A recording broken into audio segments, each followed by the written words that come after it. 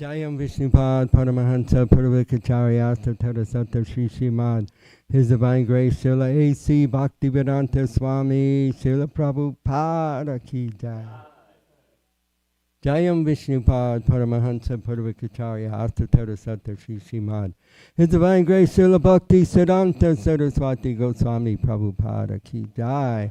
Ananta Koti Vaishnava Vrinda Ki Jai. Namacharya Srila Haridas Thakur Ki Jai.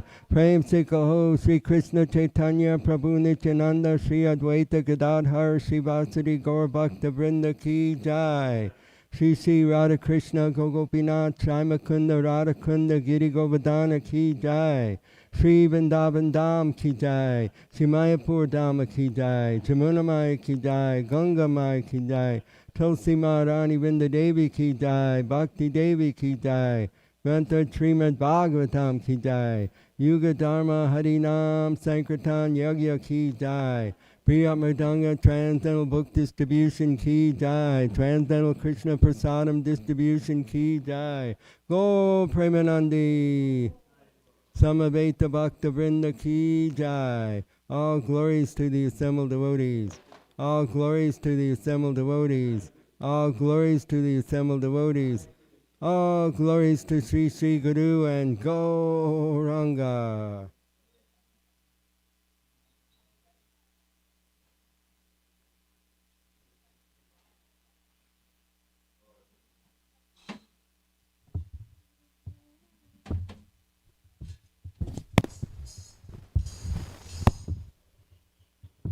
How are you this morning?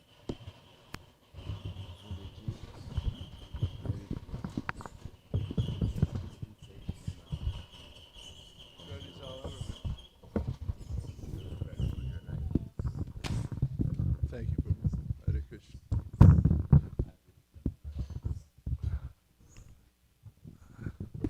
Hare Krishna.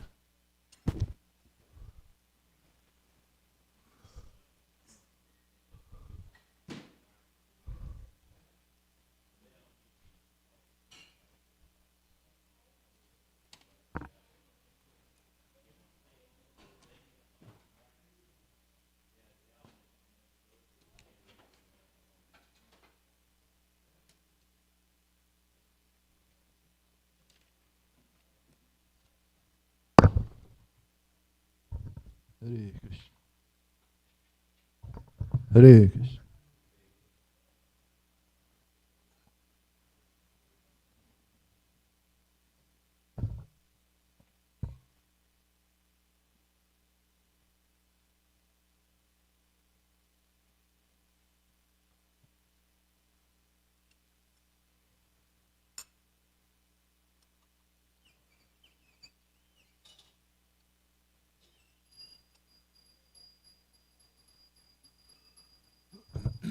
Jaya Radha Madhava Kunja Bihari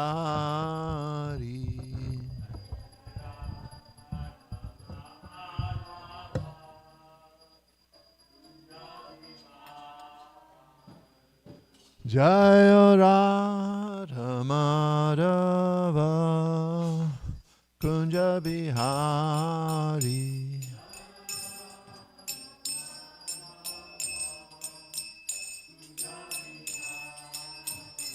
Jaya Gopi Jana Vallabha Girivardhari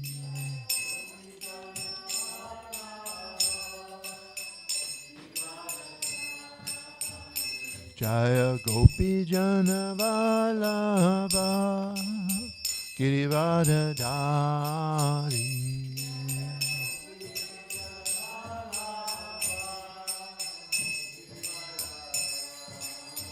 Yashodanandana Braja Janaranjana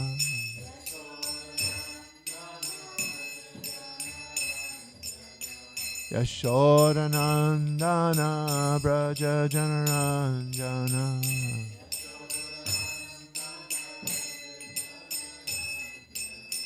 Jamuna Tira Vanachari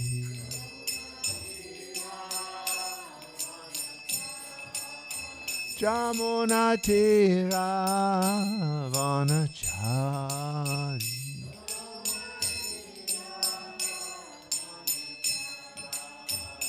Jaya Radha Madhava Kunja Bihari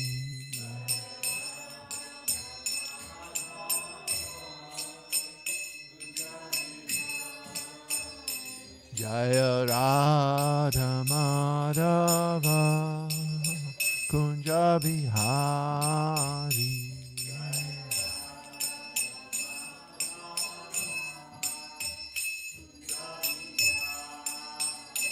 Jaya Gopi Janavalabha Girivadadari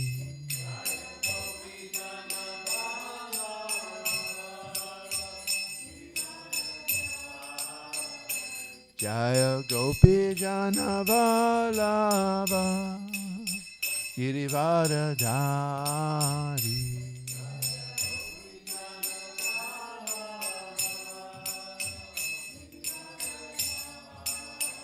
Yashodanandana Braja Janaranjana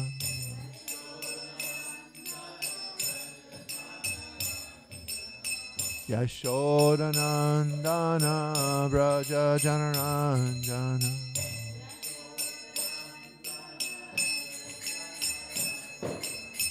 Jamuna Tira Vanachari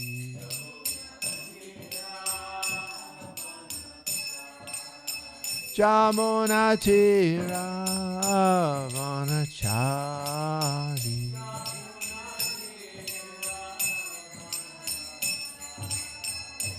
Jaya Radha Madhava Kunja Bihari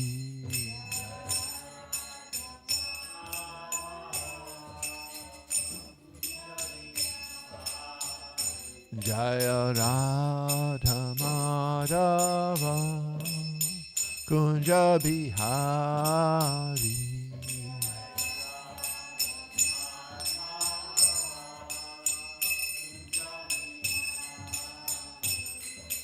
Hare Krishna, Hare Krishna, Krishna Krishna, Hare Hare,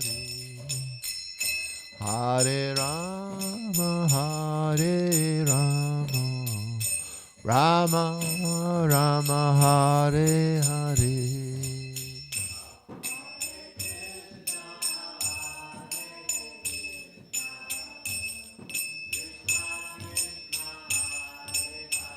Haribo.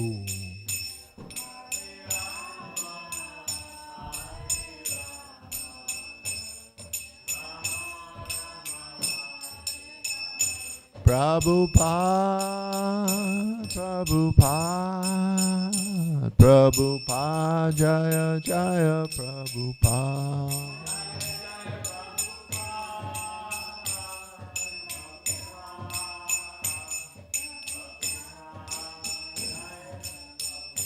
Jaya Jaya Gurudev, Gurudev, Gurudev, Jaya Jaya Gurudev.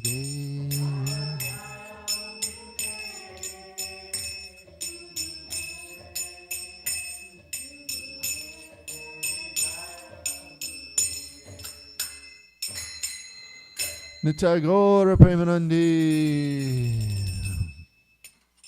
Om Namo Bhagavate Vasudevaya.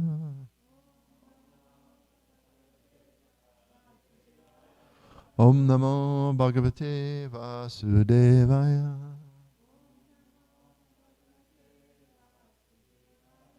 Om Namo Bhagavate Vasudevaya. Reading from the Srimad Bhagavatam, Canto 10, Chapter 9, text number 22. We're going to read until chapter 10, verse 6. So is anybody ready to? Oh, we got to While Mother Yashoda was very busy with household affairs, the Supreme Lord Krishna observed twin trees known as Yamala Arjun, which is a former millennium had been the demigod sons of Kuvera.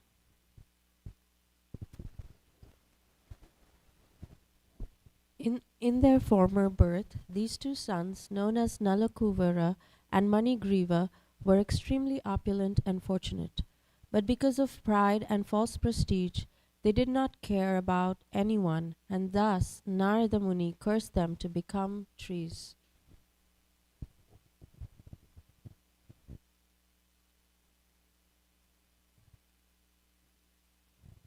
King Parikshit inquired from Shukdev Goswami, O great and powerful saint, what was the cause of Nalakuveras and Manigrivas having been cursed by Narada Muni?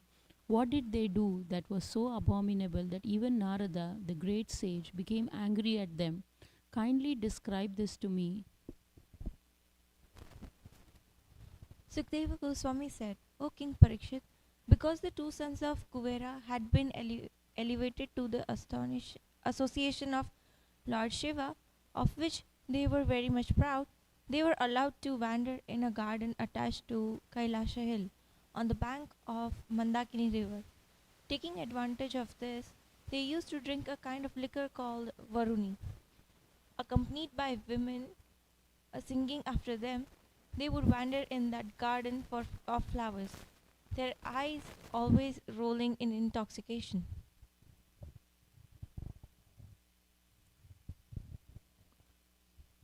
Yeah, let's just read the verses and I'll come back. Within the waters of the Mandakini Ganges, which were crowded with gardens of lotus flowers, the two sons of Kuvera would enjoy young girls, just like two male elephants enjoying in the water with female elephants.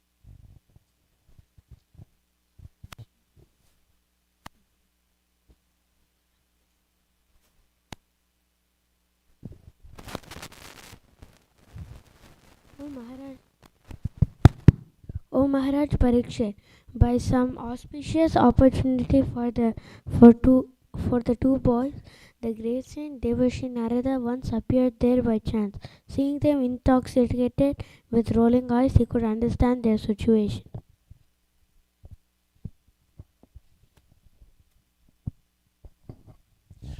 Upon seeing Nardara, the naked young girls and the demigods were much ashamed, afraid of being cursed to cover their bodies with garments, and two sons of Kavara did not do so. Instead, he did not caring about Narada and remained naked. Okay, thanks for reading, everybody. Very nice.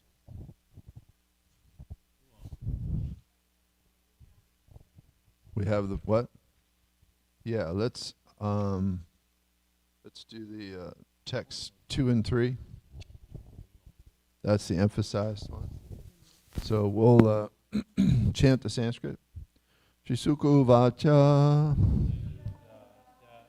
radrascha charu bhutva sudbrato danandatmajo Kailaso pavane ramye mandakinyam madokrito varuna mandiram pitva madagadhuruniti lochano strichir janer anagyubihis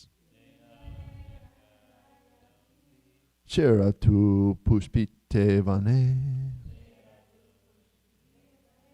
Please repeat.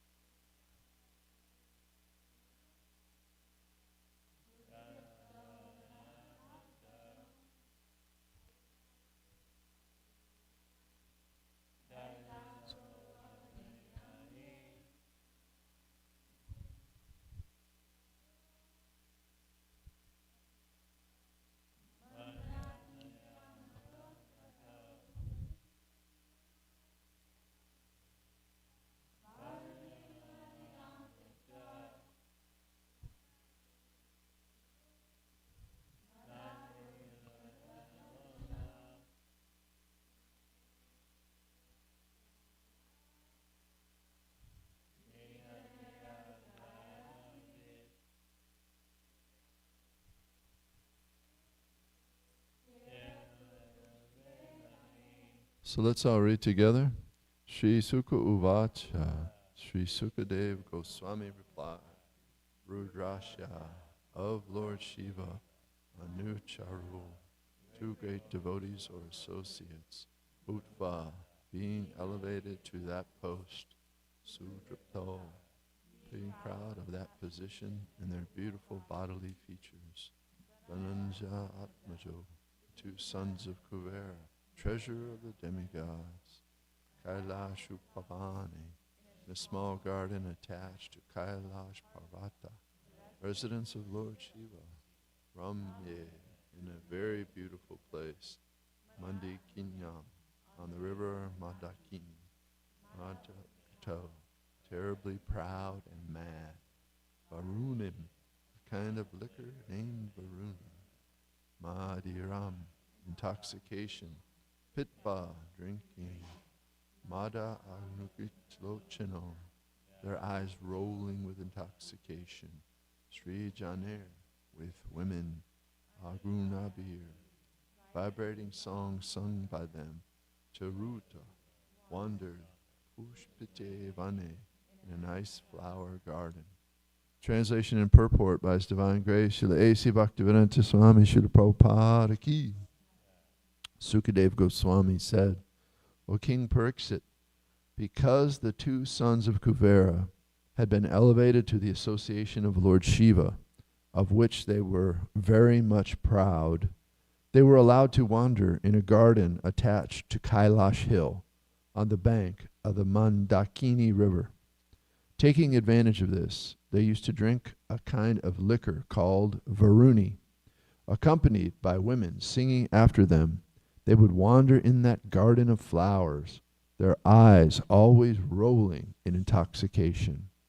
Please repeat. Sukadev Goswami said, O King Pariksit, because the two sons of Kuvera had been elevated to the association of Lord Shiva, of which they were very much proud, they were allowed to wander in a garden attached to Kailash Hill on the bank of the Mandakini River. Taking advantage of this, they used to drink a kind of liquor called Varuni, accompanied by women singing after them. They would wander in that garden of flowers, their eyes always rolling in intoxication. Purport. This verse mentions some of the material advantages afforded to persons associated with or devoted to Lord Shiva. Apart from Lord Shiva, if one is a devotee of any other demigod, one receives some material advantages. Foolish people, therefore, become devotees of demigods. This has been pointed out and criticized by Lord Krishna in Bhagavad Gita, chapter 7, verse 20. Kamastair Rita Janaha Prapanyate Na Devataha. Those who are not devotees of Krishna have a taste for women, wine, and so forth, and therefore they have been described as Rita Gyan, bereft of sense. The Krishna consciousness movement can very easily point out such foolish persons, for they have been indicated in Bhagavad Gita, chapter 7, text 15, where Lord Krishna says, Namam duskritino mudaha prapanyate naradama maya prata jnana asuram bhavan ashrittaha. Quote, those miscreants who are grossly foolish, lowest among mankind, whose knowledge is stolen by illusion, and who partake of the atheistic nature of demons, do not surrender unto me. Close quotes. Anyone who is not a devotee of Krishna and does not surrender to Krishna must be considered Naradama, the lowest of men, and Duskriti, one who always commits sinful activities.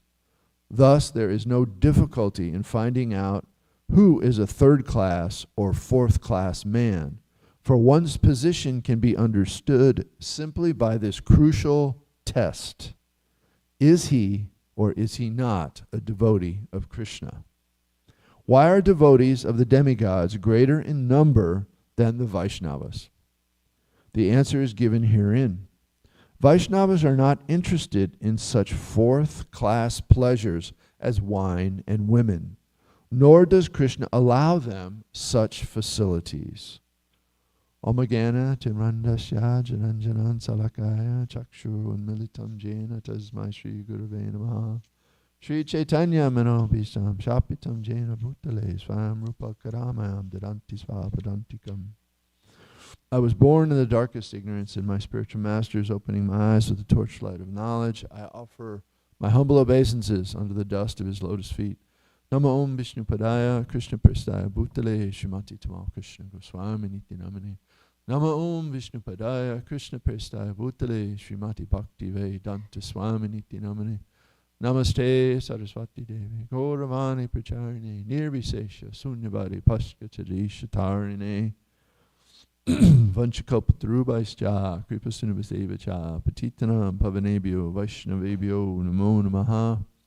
Jai Shri Krishna Chaitanya Prabhu Nityananda Shri Advaita Gadadhar Shivasati Gaura Bhakta Vrinda. Hare Krishna Krishna Krishna Hare Hare, Hare Rama Rama Rama Hare Hare. So this is a very famous pastime, very exciting and wonderful pastime.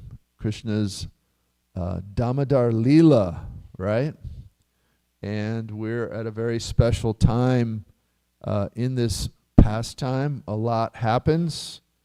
And so we begun in chapter 9. Mother Yashoda is busy. She has just tied up baby Krishna. So what is baby Krishna doing? He's just sitting there. He's tied up to the grinding mortar. Yeah, it's a giant wooden grinding mortar. And what does Krishna do? He sees these two twin Amala Arjuna trees, right? Yamala Arjuna trees. And who is in these trees? Manigriva and Nalakuvera, right? The souls that were Manigriva and Nalakuvera, right? In their previous life, they were Manigriva and Nalakuvera, but they took birth in these trees as a punishment. Who put them in the trees? Who made them take birth in the trees? Narada Muni, yeah, we just read how Narada comes up to them, he sees them, they're enjoying. They were so in intoxicated state, in such an enjoying state, that he said, I'm going to have to do something to help these boys, right? So, in a former birth, they were Manigriva, Nalakuvera. They were sons of Kuvera. Who is Kuvera amongst the demigods? He's the treasurer. What does that mean? He's a treasurer. Money. He's got all the wealth, right? What do we see in the material world amongst people who have a lot of wealth? Do they get proud? Do they identify with their money and wealth and power? What about their children? A lot of times it's even worse, right? The children of the very greatly wealthy are very spoiled, right? And they tend to have a lot of pride and arrogance because, well, look at this. Look who my father is. Look at the wealth we have. And on top of that, with Manigriva and Nalakuvera, who was their benefactor? On top of their father, who was their benefactor? Lord Shiva, yeah. They got the association of Lord Shiva. Can you imagine that? You're already doing pretty good. Your Kuvera's kids, your sons, they're handsome, beautiful boys. They're twins. And it says they got the chance to associate with Lord Shiva, who lets them what? Sport and play in one of his gardens on Kailash, Mount Kailash, attached to Mount Kailash. Does everybody know where Mount Kailash is? There is a Mount Kailash on the earth. It's a beautiful, it's like a giant Shila. It's like a giant lingam. And up there is Lord Shiva, Parvati, and his associates. So these boys were spoiled. They were full of pride and false prestige. So much so, they had this being attached to Lord Shiva had gone to their heads. They did not care about anyone. Wow. So Narada Muni curses them to become trees. Was this a bad or good curse? It was good? Wait a minute, who wants to be a tree? How can that be good? It was good because we knew what was going to happen. We know they were going to be trees where? In the courtyard of Krishna, baby Krishna, right? These trees were going to get to see Krishna's childhood pastimes. So Narada Muni knew this and set this up so far ahead that he wanted to give these boys a chance to see Krishna and develop a desire then to have Krishna instead of worshiping who? The demigods, right? They were born amongst the demigods, but obviously they worshiped Lord Shiva. Lord Shiva was very kind to them. So Narada Muni arranges for them to be trees in the court of Nanda Baba during Krishna's childhood pastimes. And what are the most enjoyable and blissful pastimes of Lord Krishna? When he's a baby, right? The devotees lose their minds because Krishna is so cute, he's so beautiful, he's so charming, right? They drown in pools of ecstasy. Can you imagine that? Can you imagine drowning in a pool of ecstasy? I mean, that's pretty special. And this is what they got to see. So they're seeing Krishna's childhood pastimes, but right in the middle of it, right, Krishna's tied up. So what is Krishna going to do? He's going to deliver these Jamala, our June trees, because Manigriva and Nalakuvera are in those trees. And Krishna, baby Krishna, is going to crack those trees. He's going to drag himself tied to the mortar. The mortar is going to fit in such a way, right, that it brings down both trees. These were not small trees either. When they came down, it was a ferocious roar, a cracking noise, and it stunned everyone in probably the universe, but definitely in Vrindavan. Everyone came running. What's happened? What's happened? The little cowherd boys that were with baby Krishna, they said, baby Krishna just walked through these trees and knocked them down. Nanda came. He was so upset. These trees could have hit Krishna. The trees could have fallen on Krishna, right? But what was the wonderful thing that happened? The trees were released, right? The trees were released. When the crack happened and the trees were brought down, who pops out? The two souls in those trees, Manigriva and Nalakuvera. And so this is a wonderful pastime. It's very famous. And we celebrate it, right, during Kartik, right? It's such a special pastime. And these pastimes are very dear to who else? Who's very special and important to us? Srimati Radharani, right? Krishna's childhood pastimes are very dear to her. And so she celebrates those. And Radharani is easily attracted if we remember these pastimes, chant these pastimes. So that's why we do it for a whole month during Kartik, right? We come together every night, we sing the Damodarastakam in order to remember these pastimes and remember the mercy of Narada Muni, right? Because what are we? We're still attracted to so much material sense enjoyment in the material world, right? We're trying to overcome that. And thank you for it's okay. And so, do you ever see people in the material world that are so intoxicated with themselves? They're, they're puffed up with pride. We see it, right? All of us have taken steps to overcome that, right? We've said we want to be devotees, but still inside our hearts we have dirty, unwanted things that we're trying to overcome. Pride and desire for enjoyment. So the boys would get intoxicated on a beverage called Varuni. Who else drank Varuni beverage? Balaram. He also drank Varuni. Why is it okay for Balaram to drink Varuni? He can handle it. He's Balaram, right? Krishna chews betel, right? When you're Krishna, you're on a different set of rules. For us, we're under rules and regulations. The rules and regulations of this, for us in the material world, even the rules and regulations we practice to develop Krishna consciousness, become unimportant in the spiritual world, where it's just about loving and serving Krishna. They don't have to have rules to make them do that. It's a natural expression of their existence. And that's us.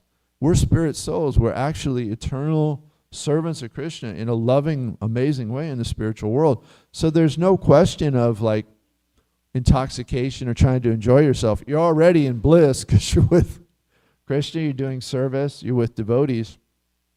And Prabhupada mentions that in the verse before we started out.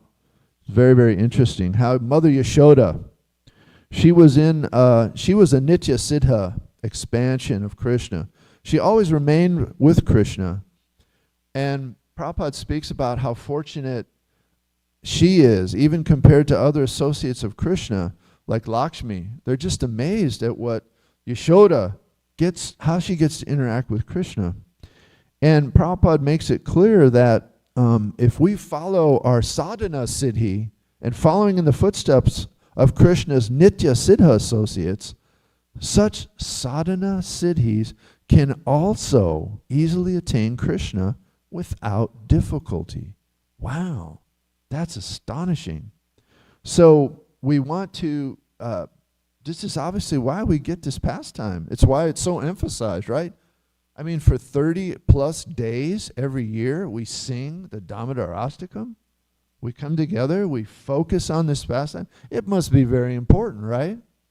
One of the main Goswami temples in Vrindavan is called what? Radha Damodar. Where did our own Srila Prabhupada live? He spent so much time at Radha Damodar Mandir, right? So these pastimes are incredibly important. And so we have to understand how Krishna is not ordinary, although it appears ordinary. Okay, he's just a little baby. He knocks down these trees. But we know it's so much more than that. It's so much more than that. The Srila Prabhupada in the purport, he points out nicely how the demigods can provide material advantages. So fools worship the demigods. Why are we foolish if we just want material benefit? Isn't it good? I mean, what's wrong with material benefit? Don't we need some material benefit? Yes. Right, it's temporary. You just get ahead here. The real goal, especially we're so fortunate, we're reading about Krishna.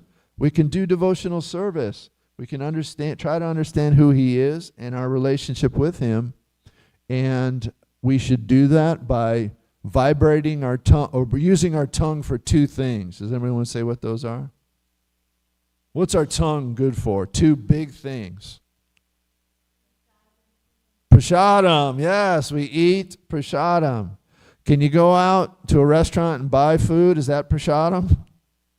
No. You want to cook and honor prasadam in your home or in the temple restaurant or in the temple, the deities Maha. What's the other way we use our tongue?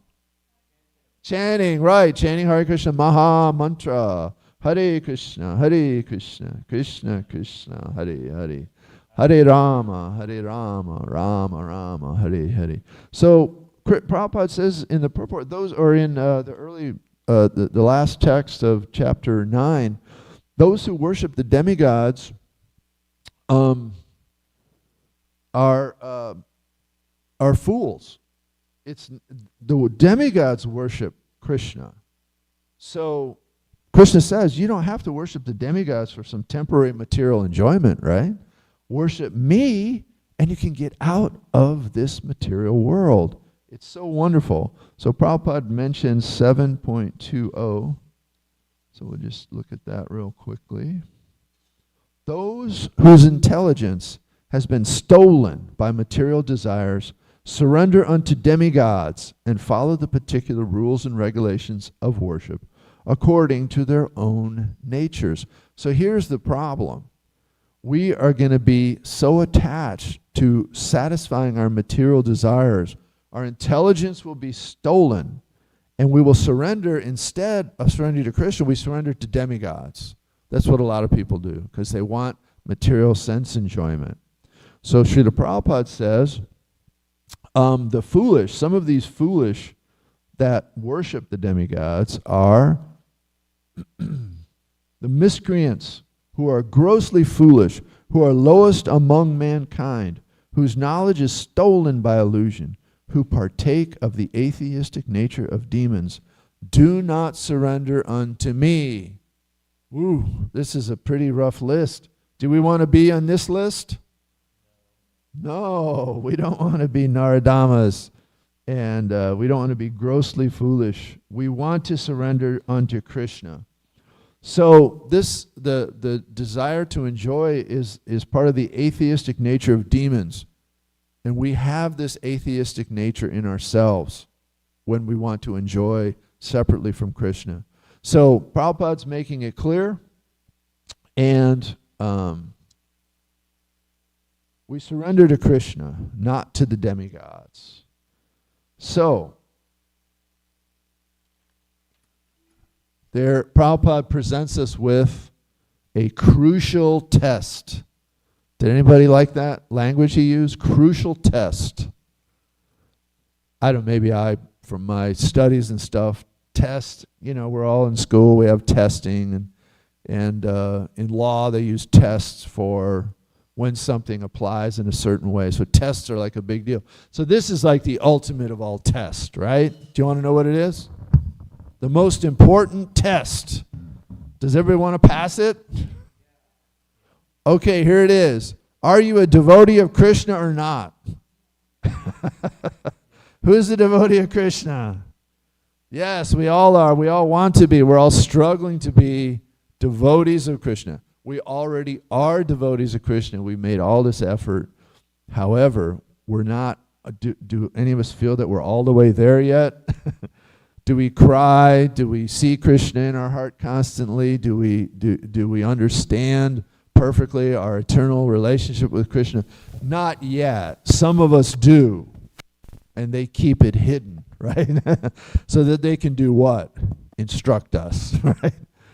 So until we get to that position, we are sadhana siddhis. We want to practice sadhana bhakti. Practice, practice, practice, practice. Srila Prabhupada says that anything repeated 3 times is very important. So we want to remember that and say that to ourselves. Surrender to Krishna, surrender to Krishna, surrender to Krishna. But Krishna's on the altar. Krishna's in Goloka, Vrindavan. He's in the spiritual world. How do you surrender to Krishna? How do you become a devotee? Anybody want to say? Associate with other devotees. Is that not the most important thing? If you say you want to be a race car driver, you go and you learn how to drive race cars from race car drivers, right? If you want to be intoxicated, what do? You go to the bar and you drink. You go with like-minded persons to carry out the things that you want to do. So doesn't it make incredible sense that if we want to understand Krishna, we associate with the devotees of Krishna? And we're so fortunate we have Srila Prabhupada in our lives, in our hearts, in his purports, and his amazing pastimes. And he's here in his deity form. Does everybody feel Prabhupada's here? I do. And if you worship this deity, did everybody know you can worship this deity by changing his clothes in the morning? You don't have to be initiated. Wow. That's pretty amazing. Did everybody know that? You can get trained up and you can come and dress Srila Prabhupada every morning. Is that mercy or what? Yeah.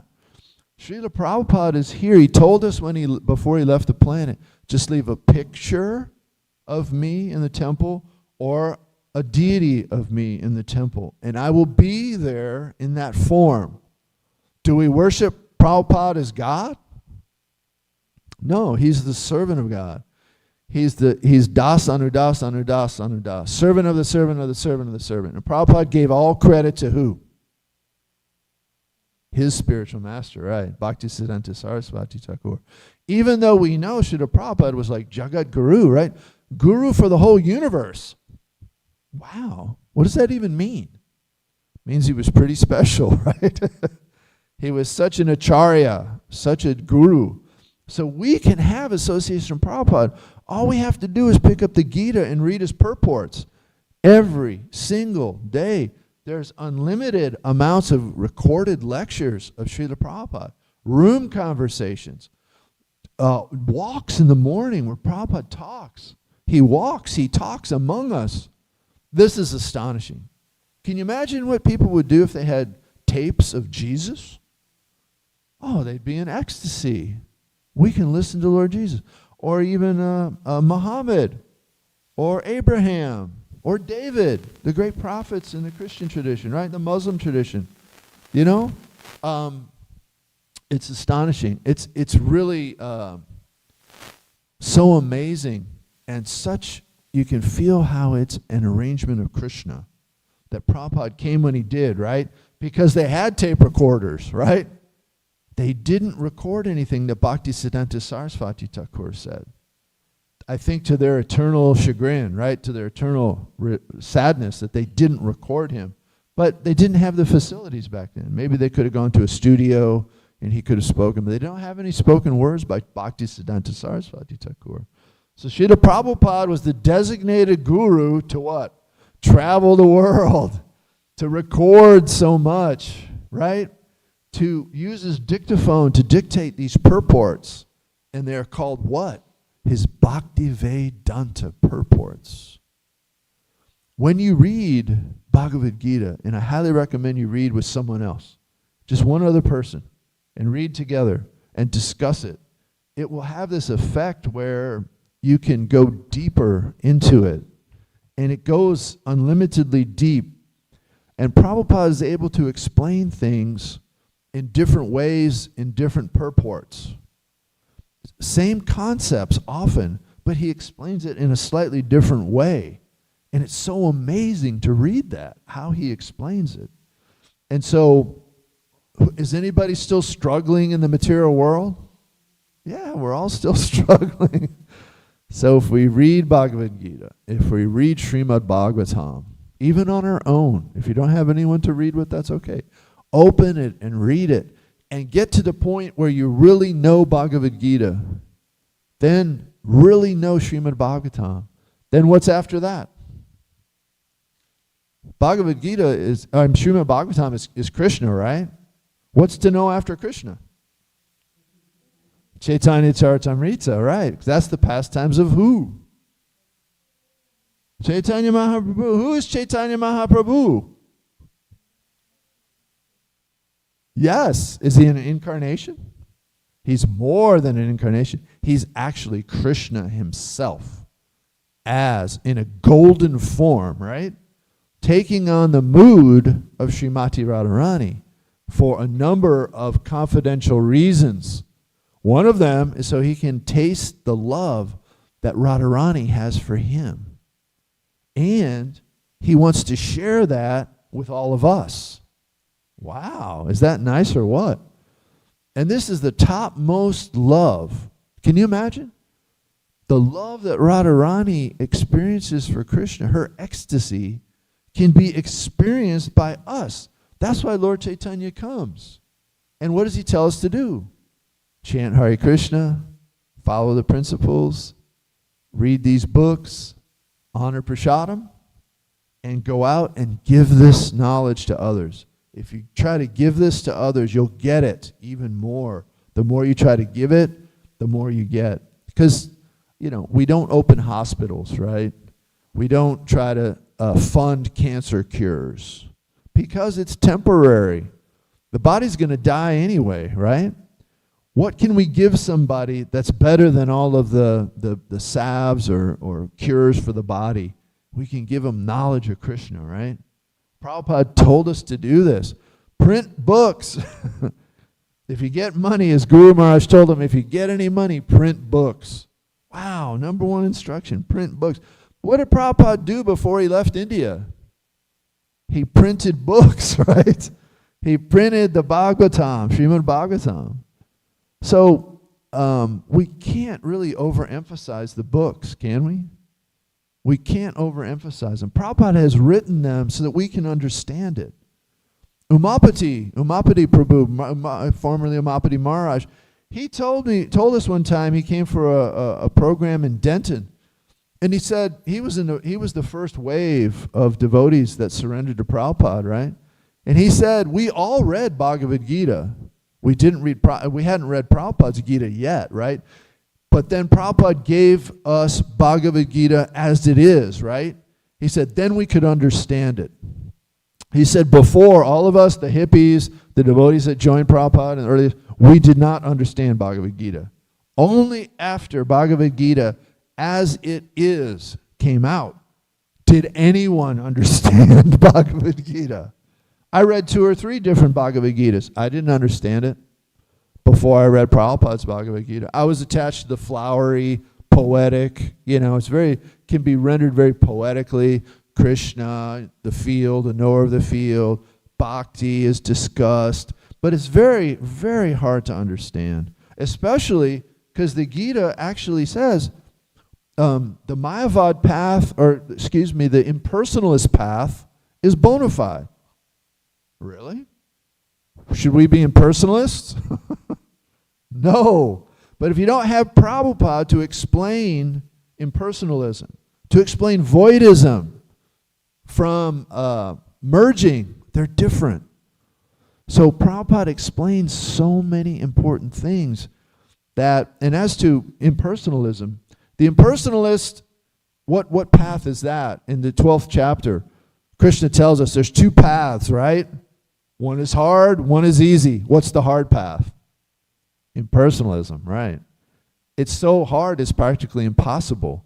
And if you are like unbelievably fortunate enough to actually complete it after millions of births and millions of years struggling, you go to the very top part of the universe and you try to get into Vaikuntha from there. So Prabhupada, Krishna says, just take the easy path. And it's Kali Yuga, so it's even easier during Kali Yuga, right? All you got to do is chant my names.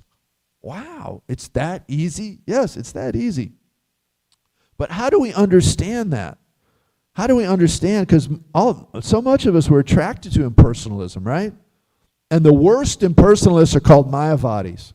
And they're very argumentative, right? I used to be afraid.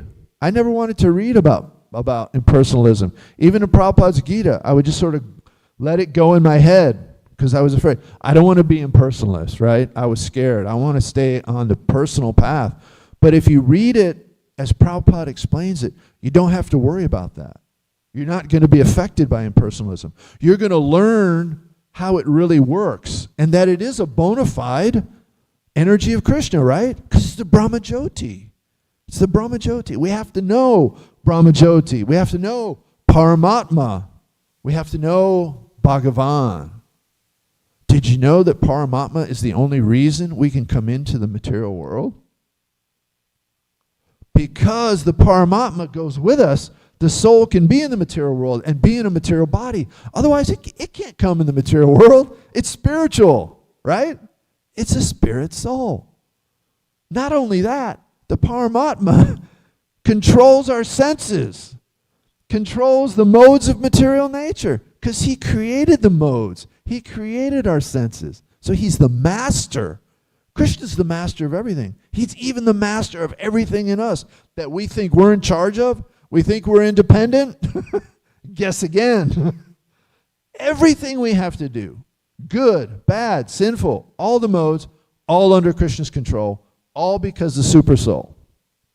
Wow. Super soul has to be there to do that because we are tiny, insignificant spiritual sparks. We're not God. We don't have any power. We're a tiny little spark. We have a capacity to love. That's what we have. So Krishna says, oh, you want to come to the material world? Okay, you come here, but you're going to have to suffer, right? Take on endless bodies, be under the modes of material nature, try to understand it. Who can understand the modes of material nature? That's hard, isn't it? Everything we do is under goodness, passion, and ignorance, right? That's kind of understandable, right? Okay, I'm in a good mood today, I do good things. The other day I'm a little passionate, or I'm stupid, I'm sinful, I'm in ignorance. But the modes are actually the only things that are doing that. Because we are a spirit soul. We're not even doing it. Wow. But we identify it with it so much. We think that this is going to make me happy. Oh, I have senses. I'm going to fill my senses with joyous things. I'm going to do this. The master of the senses is Krishna in his form as Paramatma. And Krishna tells us in the 13th chapter of Bhagavad Gita, the Paramatma is not even separated. What? Wait a minute. I thought Paramatma was in everybody's soul, right? Was in everybody's heart with the soul. Yes, but he's not separated. Amazing, isn't it? Achinta beta beta tattva, simultaneous oneness and separateness. This is Krishna. These are Krishna's energies. And so people can become confused by Mayavad, by impersonalism. So if we read Prabhupada's books, if we study Prabhupada's books, I'm so excited to study impersonalism, because when you see where it fits, it's like this is no problem. And then we can speak to Mayavadis, we can speak to impersonalists and say, don't you want something better? Don't be afraid to go higher, right? Don't just be after the Brahmajyoti. Go for Paramatma. Go for Bhagavan, you know? And that's why we have Bhagavad Gita and Srimad Bhagavatam. So we'll understand, wow, Krishna's a person? Yes. And he's doing all these amazing pastimes. And what's everybody's favorite pastime of Krishna? Just shout it out. What pastime is your favorite? Or do you like a lot? Sam likes Mohini pastime. What else? I love the Damodar Leela. It's amazing. Govardhan Leela. Oh my God. Krishna's 5-year-old boy. He lifts this giant 7-mile long hill. Have you ever heard of anything like that in anywhere else? Not even the greatest, imaginative person ever thought of that, right? And so the pastimes are so stunningly wonderful. And so we perform devotional service under the order of who? The spiritual master, correct. We need a guru. We need a spiritual master. We need actually many gurus, right? We will have one Diksha guru, right? He gives us initiation. We'll have many Shiksha gurus. They give us instruction, right? And so not just any spiritual master. Can I go to, go to India and just find somebody hanging out on the street who's a guru and accept him? No, you have to have a bona fide spiritual master. That is a Latin word, right? Bona fide, bona fides. Someone who is bona fide is someone who is authorized. They are real. They're not presenting themselves in order to get money or wealth or followers. And most important, they are repeating what their spiritual master said, right? Prabhupada never changed anything. He said that was his credit, that he never changed anything. And he followed the instructions of his spiritual master. Bhaktisiddhanta Sarasvati Thakur ordered Prabhupada to come to the West and spread Krishna consciousness. And we know it took a little bit of time for Prabhupada to do that. So we shouldn't be too upset with ourselves that it does take a little time for us too, right? And not that we use it as an excuse not to become Krishna conscious right now, but we should. We should become Krishna conscious right now. So we don't know how long we have, right?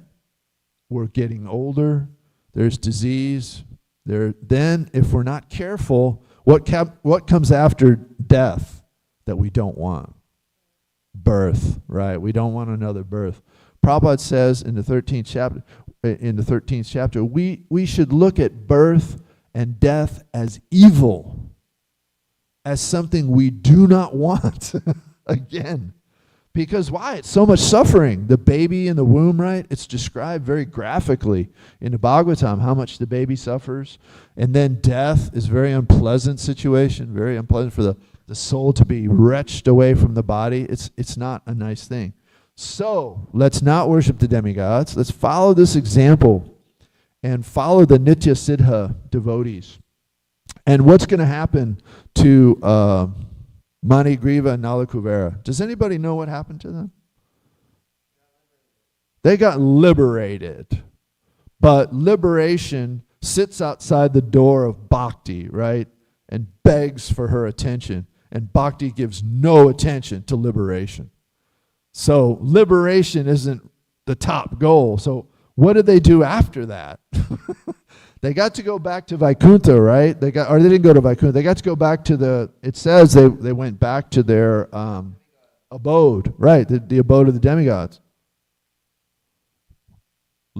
I don't know. I didn't research it yet. I should have. I'm sorry. If there's a way to know what happened. What happened to Ajamil after he was saved by the Vishnu Dutas? Did they take him to Vaikuntha? No. Right. He needed time to perfect himself. Sorry? He went to Hardwar. Yeah. And he became a devotee. He practiced bhakti. So can we assume? I don't want to speculate. That's the worst thing to do in a class. But Manigriva and Nalakuvera would have seen baby Krishna's pastimes. If you'd seen that, do you think you could think of anything else the rest of your life? What happened when Dhruva got the image of Lord Vishnu in his head, right? That's all he wanted again. He wanted to see it again. And he gave up his desire for a kingdom greater than his father's. And that's why he was meditating, right? Om Namo Bhagavate Vasudevaya. Till the whole universe couldn't breathe. He was that powerful. So Vishnu had to come to protect the rest of the devotees. Yes, my son, I'm happy with you. I'm giving you my darshan. He touched him with his conch so that he could even speak and you know. Krishna has to do everything. Krishna's doing everything for us. It's so wonderful. And so if we have a desire to know Krishna, instead of trying to enjoy the material world, he will help us. So Narada Muni was helping Manigriva Nalakuvera. Who's our Narada Muni? Srila Prabhupada. We're like Manigriva Nalakuvera. You know, we all have pretty good situations. We're attached to our material things. We identify with it too much. Sorry, I'm speaking for myself. I do that. And so my Narada Muni is Srila Prabhupada and Tamal Krishna Goswami, right? You want to be plugged into the Guru Parampara.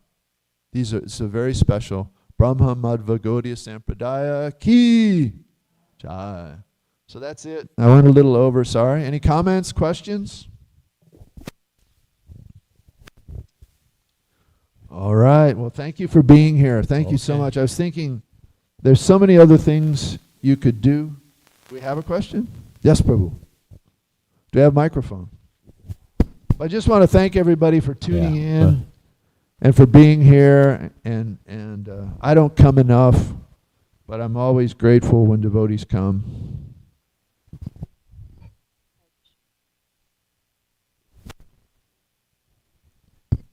Hare Krishna. Hare Krishna. Thank you for such an enthusiastic presentation. You even kept me awake, which is a great feat. But my question was, So you mentioned earlier about the importance of hearing and association of devotees. I'm just wondering, is there a difference between hearing and association, like reading Prabhupada's books in association, or just reading by yourself? Well, I found it's more powerful to read with someone else, because Krishna says wherever his two devotees get together, right, and talk about Krishna or think, read about Krishna, Krishna says he's there, right? So in a very special way, I think Krishna is really, really pleased when we do talk to others, because then we're using our tongue to vibrate. Instead of just reading, right, with our mouth closed, just reading. That's good. I mean, it's very wonderful and enlivening. But for some part of the day, if you can get together with someone, even if you just read to your family while they're doing something at home or getting ready in the morning or in the evening, Srila Prabhupada said that we can make our homes very lovely, wonderful places if we chant together in the mornings and the evenings. You can raise your children in Krishna consciousness. You can read to them. Do I do that? No, not nearly enough, So, yeah, I think it's more valuable, but it doesn't mean that that's it, right?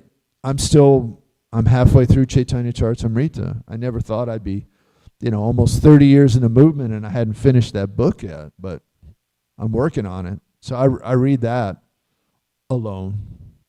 But I can imagine how when you read it with other devotees, it's even more incredible. I mean, Chaitanya Charitamrita is like the purports. Prabhupada, I don't understand how Prabhupada's purports can be so just mind-blowing.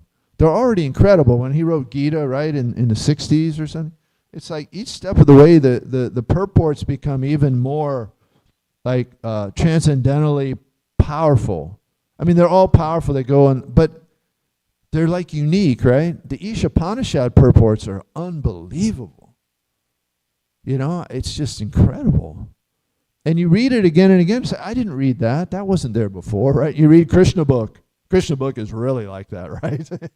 You read Krishna book like, I don't remember this being here. I've read Krishna book 5 times now, but it's always something new in it, right? It's amazing. It's just amazing. I think it's better to read together. Anybody else? Comment, question? Well, I just had so in relation to that, like, this happens to me a lot. Like a devotee will come and they'll start talking about Krishna. And immediately my mind says, well, Prabhu, who are you to preach to me? So how can you defeat the mind when it gives you that kind of? Well, that'd be my question to you, because you're a kind of person that seems devoid of pride and false ego.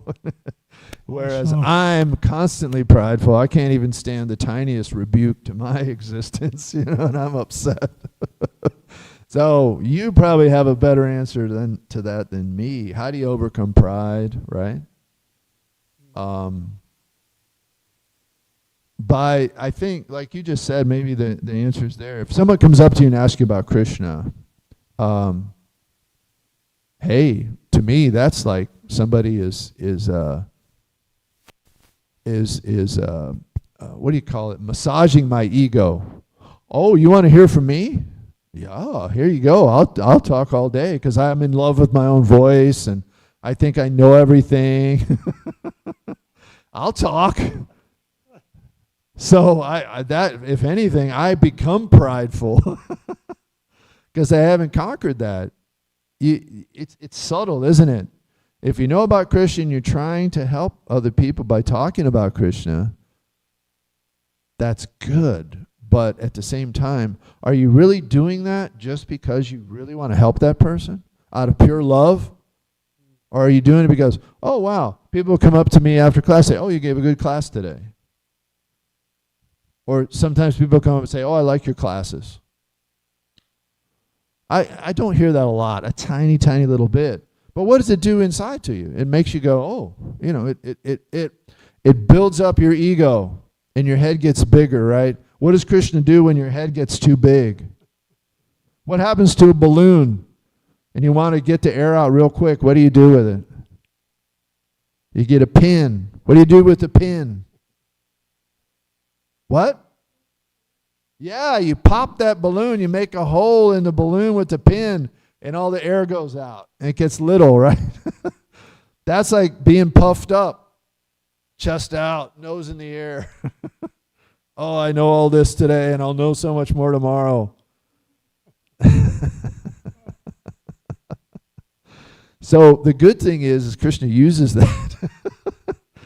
He uses any way we are to, and he like knows we're going to be this way, but he knows that if you're proud of knowing Bhagavatam, right, that's better than being proud of knowing some mundane knowledge, right?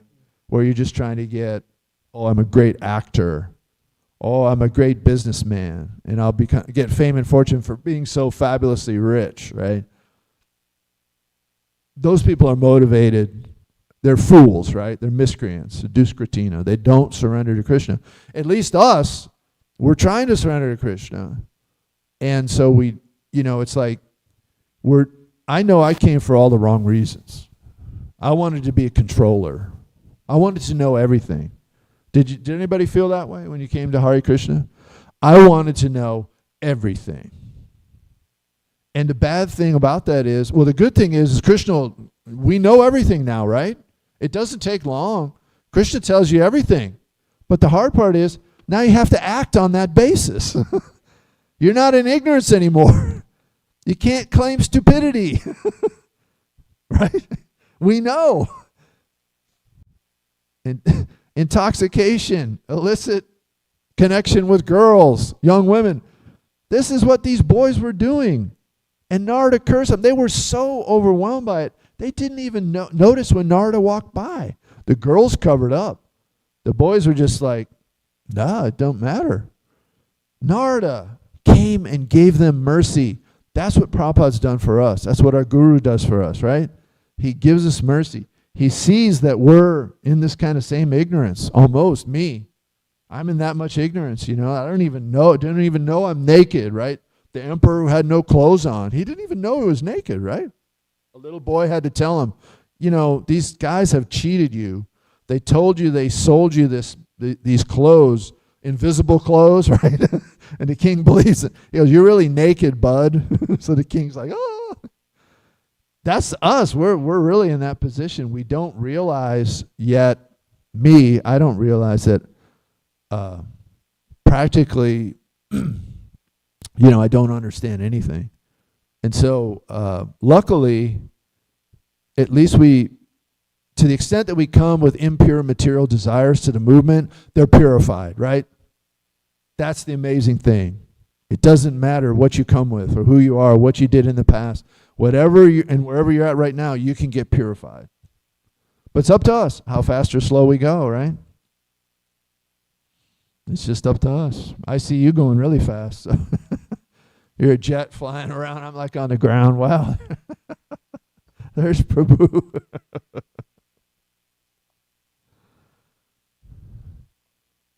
So thank you all for being here. It's so nice to have your association. Thank you for listening. Srimad Bhagavatam ki, Srila Prabhupada ki. Assembled devotees ki. Jai.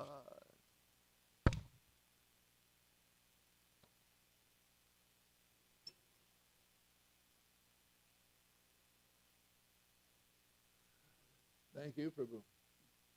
It's always better when you're here.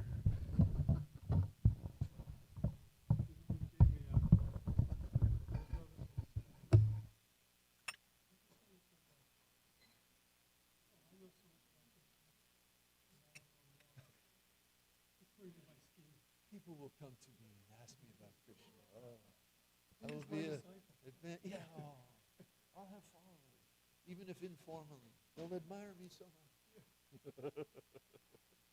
So Whenever I think that, then Krishna pops that bubble. You know, my head gets a little big, pop it. And it always happens. It's amazing how it